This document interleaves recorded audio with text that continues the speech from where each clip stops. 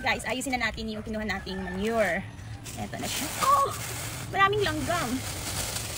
So, kailangan ihalo to. Hahaluan ko siya ng lupa, yung topsoil. Tapos, lagyan ko siya ng sinunog namin rice. Ayun, dun. Lagyan ko muna siya. Gloves. Plan kasi kaya medyo basa to. Just wow, bawal maarte. Maarte ka talaga. Ano ka? Madidiri ka talaga.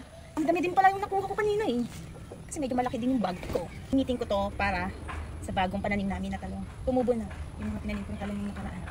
Lord, at unti-unting isa na silang tumubo. May na-harvest pa ako. Char, harvest! Na-harvest na. Manure. Kasi pupunta pa ako ng bundok. Layo-layo. Kakapagod.